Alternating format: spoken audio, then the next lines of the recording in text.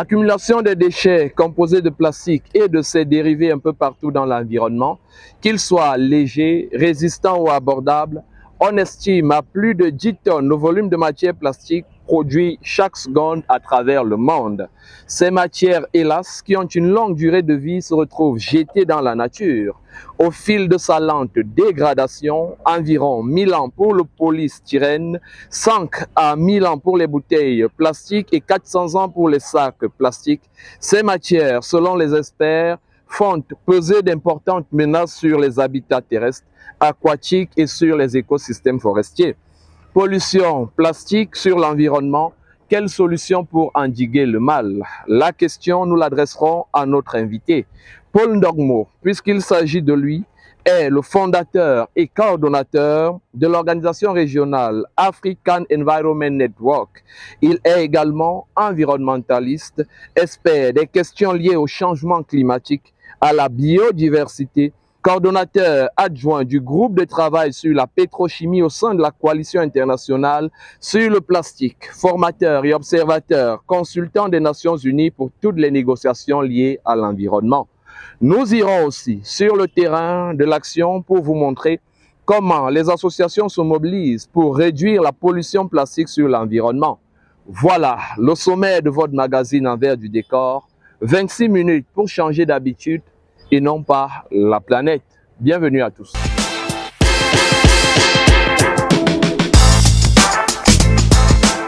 Paul Ndongmo, bonjour. Bonjour, monsieur Didier. Alors, quel est l'état des lieux de la pollution plastique au Cameroun en particulier, en Afrique et dans le monde de manière générale? Merci pour cette question. Si vous me permettez, je vais commencer en précisant que la pollution plastique en elle-même déjà est un danger pour la biodiversité et tout type d'écosystème dans lequel le plastique se retrouve. Alors, chaque année, on peut estimer environ 430 millions de tonnes de matière plastique qui est produite dans le monde de façon générale. Et parmi ces 430 millions de tonnes, à peine 9% de ces 430 millions est recyclé. Donc ça veut dire qu'il y a en moyenne 360 millions de tonnes qui n'est pas recyclé et qui se trouve dans l'environnement. Et c'est pour cela que vous allez voir au nord-est de l'océan Pacifique, il y a ce qu'on appelle le 7e continent, qui fait pratiquement 1,6 million de kilomètres carrés. Contenu uniquement de matières plastiques variées, filets, emballages plastiques, bouteilles et j'en passe. Au niveau national, on estime approximativement à 6 millions de tonnes les déchets du Cameroun. Et parmi ces 6 millions, nous avons 600 000 tonnes de matière plastique. Et parmi ces 600 000 tonnes, à peine 20% est recyclé au niveau national. Donc voici un peu présenté de façon sommaire l'état des lieux de la pollution au niveau global et au niveau national. Et cela n'est pas sans conséquence sur l'environnement, nous y reviendrons bien sûr. Je vous propose donc une descente sur le terrain pour suivre une action concrète menée par l'association Énergie-Climat.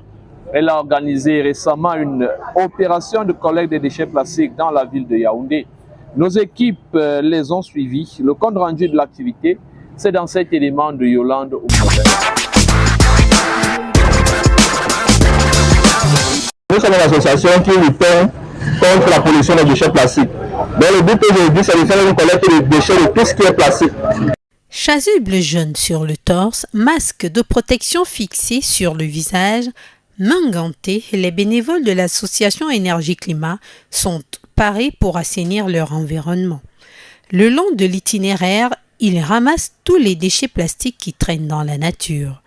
La culture de l'assainissement, il faut l'inculquer aux plus jeunes.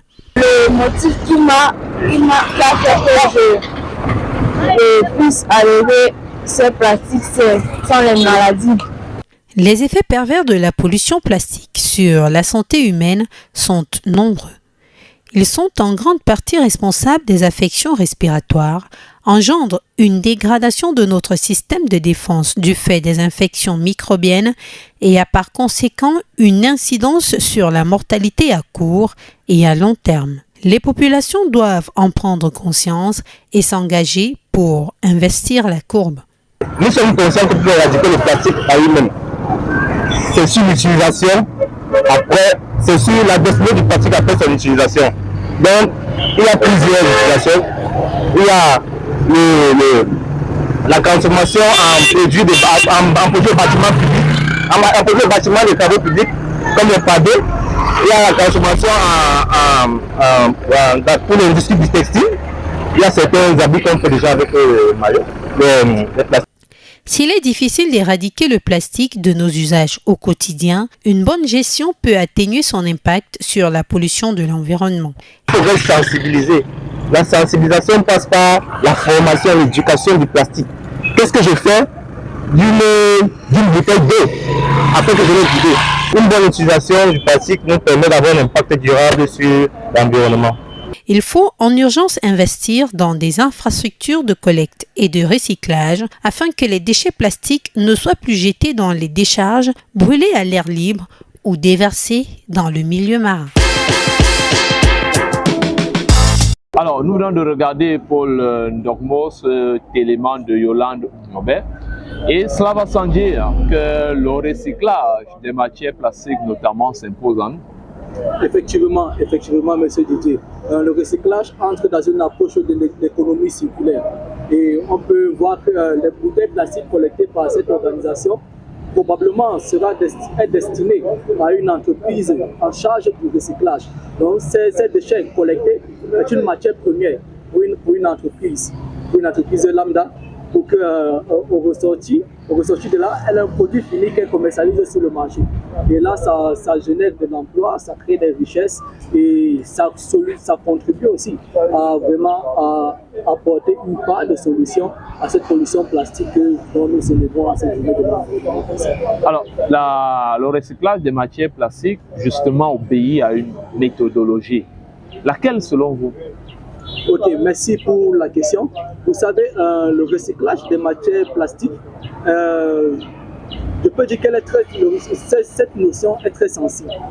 Elle est sensible, c'est qu'il y a beaucoup d'enjeux qui entrent à l'intérieur. Oui, lesquels? D'habitude, on a l'habitude de pratiquer un recyclage classique. Donc classique, on collecte juste et on recycle un produit fini qui sera réutilisé. Mais ce que je prône, c'est vraiment déjà de faire une étude approfondie de la matière plastique en question. Oui. Parce que certaines méthodes de recyclage vont mettre en exergue de l'énergie. De l'énergie. Donc la matière plastique est chauffée à haute température. Et certaines matières plastiques contiennent des substances chimiques qui, chauffées en haute température, génèrent d'autres substances plus dangereuses que les précédentes. Et on peut se retrouver qu'en recyclant, on fabrique plutôt une autre arme destructrice pour l'environnement et pour les humains en eux-mêmes. Mais la ménagère qui a acheté sa palette d'eau minérale et qui ramène la bonbonne à la maison, est-ce qu'elle a les éléments que vous évoquiez tantôt? Est-ce qu'elle a besoin de savoir de quoi est constituée, de quelle matière, n'est-ce pas, est faite la bonbonne d'eau qu'elle a achetée pour s'abreuver? Est-ce qu'elle a besoin d'avoir ces éléments techniques à elle, puisque c'est à elle que nous nous adressons à travers cette émission? Qu'est-ce qu'on lui dit quand elle a une bonbonne d'eau à la maison? Comment elle fait pour recycler? Qu'est-ce qu'on lui dit à elle? D'accord, merci pour cette précision. Ce que je vais dire, en fait, touche plusieurs niveaux. Oui. Parce qu'il y a plusieurs niveaux de gestion du recyclage. Il y a le niveau du ménage. Oui. Il y a le niveau de celui qui veut aussi entreprendre. Oui. C'est échelonné. Commençons donc par le niveau du ménage. Qu'est-ce qu'on fait au niveau du ménage? Au niveau du ménage, avec l'exemple de la femme qui a acheté son bidon, sa bonbonne d'eau, oui. Après avoir utilisé de l'eau qui est à l'intérieur de cette bonbonne, peut décider de se créer un potager. Oui. Un potager à la maison. Vous voyez, cette technique, elle peut juste couper le haut et elle essaie de la terre à l'intérieur, elle accroche dans les compartiments de sa maison, bien dépose au sol et pratique son agriculture. Oui. Et quand tu as, après avoir acheté 10 000 bonbonnes, est-ce que là encore la solution du potager est efficace? Avec la quantité de déchets plastiques qu'elle a dans son ménage, oui. Elle peut voir en fonction de ses projets la quantité qu'elle peut utiliser. Et il y a secondement, avec ce qui reste, elle peut mettre ça à la disposition dans les points de collecte, tel qu'on a ici au niveau de Yaoundé, par exemple. On voit il y a des points de collecte pour purger des matières plastiques. Où tu déposes ta matière plastique et ensuite elle est recyclée par l'entreprise en charge. Donc elle peut utiliser cette approche-là pour mieux gérer son déchet plastique dans son ménage. Et le second aspect qui est celui de l'homme ou bien de l'individu qui veut entreprendre dans le secteur de transformation des matières plastiques. Alors cet individu, il faut bien avoir un business model déjà. Bien avoir un business model. Et secondement, il faut vraiment connaître sa matière première. Connaître vraiment qu'est-ce que c'est le plastique, catégoriser le plastique et connaître aussi les éléments constitutifs après avoir catégorisé ce plastique-là. Très bien. Alors, le recyclage plastique, ou alors l'industrie du recyclage plastique au Cameroun n'est que très faiblement représenté dans le produit intérieur brut. On parle de 1% seulement. Alors, qu'est-ce qui peut expliquer une telle faiblesse de cette industrie? Pourquoi les investisseurs ne vont pas beaucoup vers cette niche-là, selon vous? Ok, ceci c'est l'état actuel. Oui. L'état actuel. Parce qu'avec la dynamique qui est en train de se dessiner, pas seulement au niveau du Cameroun, mais au niveau international, on aura davantage d'accent sur l'économie circulaire. Oui. Parce qu'on voit c'est une niche d'opportunités, tant pour la jeunesse qui crie au chômage, et tant aussi pour d'autres couches d'âge, pour d'autres tranches d'âge, n'est-ce pas? Et on voit qu'en fait, au niveau international déjà, oui, il y a cet accord qui est en train d'être dessiné. Oui. Donc cet accord qui est en train d'être dessiné, qui va inciter les pays qui vont ratifier cet accord à pouvoir prendre davantage d'engagement en ce qui concerne la matière plastique. Et au travers de cela, il y aura des contributions déterminées au niveau national que les pays devront utiliser comme moyen de mise en œuvre de cet accord ratifié.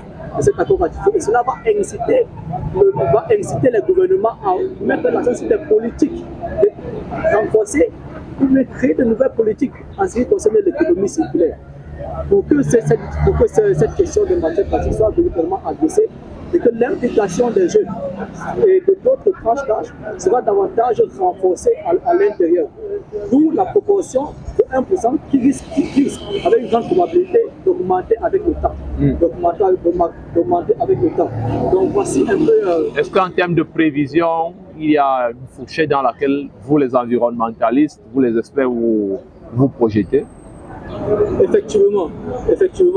Déjà, comme je l'ai dit d'entrée de jeu, pour avoir déjà la matière plastique, il faut des organisations déjà sur le terrain qui vont le faire.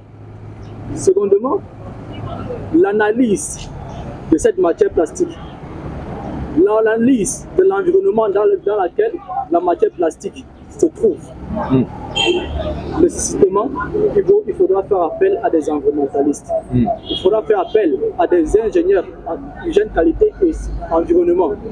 Vous voyez qu'en fait, en œuvrant dans le recyclage de la matière plastique, il y a des niches d'emploi qui se créent. Il y a des personnes qui ont fait des formations qui pensent que ce n'est pas utile actuellement, mais avec cette dynamique qui s'installe, on va se retrouver avec des demandes d'emploi dans des secteurs variés. Très bien. Alors, pollution plastique sur l'environnement, quelle solution pour endiguer le phénomène? Nous en parlons avec notre invité Paul Dormo. Je vous propose une autre halte dans cette production, le temps de prendre l'actualité verte. Planète Horizon, Pod la Griffe d'André Marimbida. Solution à la pollution plastique, thème de l'édition 2023 de la Journée mondiale de l'environnement, célébrée chaque 5 juin d'une année. Au Cameroun, une célébration placée sous le signe d'un engagement national à résorber la pollution plastique, comme ce fut le cas dans la ville de Douala, où a eu lieu une journée de nettoyage participatif. Initiée par Roger Mbassa Diné, le maire de la ville, cette action ouvre de manière solennelle l'ère de la lutte contre la pollution plastique au Cameroun, pays où pullulent plus de 600 000 tonnes de déchets plastiques représentant 10% de la pollution générale. Ces chiffres du ministère de l'Environnement, de la Protection de la Nature et du Développement durable sont pour l'essentiel pêchés dans les fleuves, rivières et autres marécages où vont d'habitude stagner ces déjections d'origine plastique. Aux participants de cette journée de nettoyage placée sous son égide, Roger Mbassa-Diné a demandé une participation plus accrue à ce combat dans lequel est engagée la planète entière. Les Nations Unies nous apprennent à ce sujet que le monde croule sous plus de 450 millions de tonnes de déchets plastiques. Y parvenir donc nécessitera un déploiement d'actions concrètes répondant aux grandes urgences de notre siècle. Le prix pour l'agrobiodiversité animale 2023 a ses lauriers depuis le 11 mai dernier. Il s'agit de 2 exploitations de lycées agricoles et d'une exploitation familiale. Les 3 structures situées en région parisienne recevront une dotation oscillant entre 7 000 et 15 000 euros et qui leur permettra de mettre en œuvre des actions favorables à la préservation des animaux des fermes menacés de disparition en France et d'implémenter leur projet de création d'aménagement d'espaces agricoles, d'actions de promotion d'information et de sensibilisation. Connu également sous l'appellation de prix national de la Fondation du patrimoine pour l'agrobiodiversité animale, cette récompense vise à primer des initiatives de préservation de races domestiques animales françaises à faible effectif. Yaoundé, capitale du Cameroun, accueille les 23, 24 et 25 octobre 2023 le sommet Climate Change Afrique. L'événement, placé sous l'égide du ministère de l'Habitat et du Développement urbain, recevra un peu plus de 1500 acteurs africains de la communauté climat, constitués entre autres de personnalités de haut rang, experts, acteurs de terrain, représentants des gouvernements et autres organisations non gouvernementales. Au programme de ces 3 jours de sommet, des débats, ateliers, conférences, moments de networking, des rencontres B2B. Habiter l'Afrique de manière durable et inclusive, tel est le thème de l'édition 2023 de ce sommet qui s'inscrit dans l'agenda climat international et qui sera ponctué par un document, la déclaration de Yaoundé, qui sera portée à la COP28 cette année, ainsi qu'au 12e Forum urbain mondial en 2024. En circulation sur Internet, une pétition visant à sauver la forêt du bassin du Congo. Sur la sellette, des entreprises accusées de détruire des hectares de forêt au profit de la culture du caoutchouc et du palmier à huile. Au total, plus de 40 millions d'hectares dévastés qui ne sont ni reboisés ni protégés. À date, plus d'1,6 fois la superficie actuellement cultivée. Une activité qui constitue, d'après les initiateurs de cette pétition, une violation grave de l'écosystème. Toutes ces récriminations sont contenues dans un courrier de Herman Fonjo Tatifo, initiateur de la pétition, et qui est adressé à Philippe Van Damme, chef de la délégation de l'Union européenne au Cameroun. Alors, une pétition est donc lancée pour sauver la forêt du bassin du Congo. Avez-vous signé cette pétition? Merci. Oui, j'ai signé cette pétition en guise d'encouragement pour cette belle initiative. Parce que vous savez, en plus de la pollution plastique, nous avons aussi la biodiversité. Et récemment, le 22 mai, nous avons célébré la journée mondiale de la biodiversité dont le thème c'était de passer de la forme à l'acte pour reconstruire la biodiversité. Et l'un des processus, l'une des méthodes pour passer à l'acte, c'est cette pétition aussi. Faire pression sur les gouvernements nationaux et aussi européens, afin que des mesures soient vraiment prises pour vraiment endiguer, voire réduire l'exploitation abusive de nos forêts en Afrique centrale. Et on voit que déjà cette coupe, tel qu'on voit dans la pétition, cette reconversion des terres émet aussi des émissions. C'est un réservoir de carbone qui est détruit. Et cela contribue à augmenter le pourcentage des gaz à effet de serre émis. Et ça, nous connaissons que les gaz à effet sont à l'origine du réchauffement climatique. Donc c'est tout un cycle.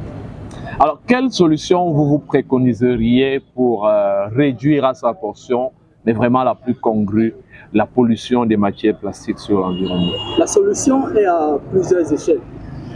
Au niveau local, au niveau national et aussi au niveau international.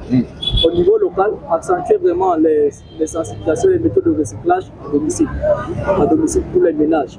Et aussi accentuer aussi les collectes déjà au niveau des ménages aussi de ces matières plastiques pour éviter qu'ils sortent dans les trains et causent des dommages qu'on a vus. Au niveau national, vraiment mettre aussi la pression enfin sur le gouvernement, ça c'est à l'endroit des organisations de la société civile, afin qu'il y ait plus d'initiatives et de circulaires, voire de politiques pour la matière plastique. Pas seulement interdire l'utilisation au-dessous de 61 microns, mais aller au-delà de l'épaisseur du plastique.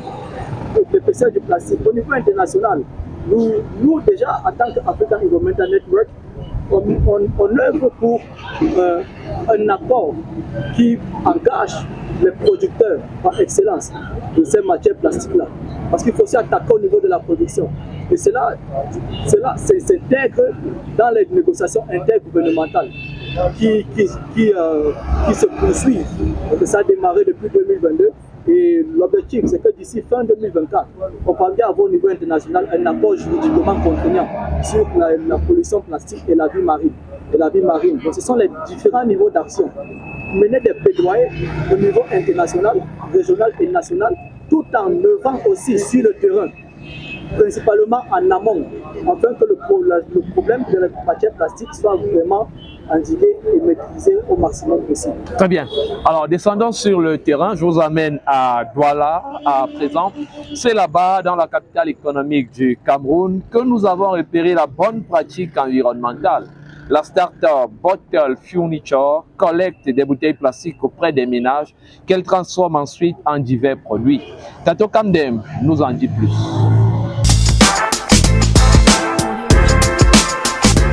Lutter contre la pollution plastique à travers le recyclage, c'est la solution qu'apporte la start-up Bottle Furniture. Elle collecte les bouteilles plastiques directement auprès des ménages pour leur redonner une nouvelle vie. Leur action contribue à assainir les grandes villes où malheureusement une bonne partie des bouteilles plastiques usagées finissent dans les drains, causant inondation et dégradation des cours d'eau et de l'environnement. Bottle Furniture propose donc pour le marché local une variété de produits. Elle fabrique des trousses avec des bouteilles plastiques customisées avec du tissu au motif africain, mais également des poufs et des fauteuils d'une esthétique qui renforce l'admiration, ainsi que des bacs piscicoles utiles pour l'élevage domestique des poissons et alevins. Activité génératrice de revenus, le projet de valorisation des bouteilles plastiques est également une niche réelle de création d'emplois pour les jeunes Camerounais. Cette activité requiert aussi des compétences et un savoir-faire que les membres de l'organisation ne rechignent pas à partager avec les plus jeunes.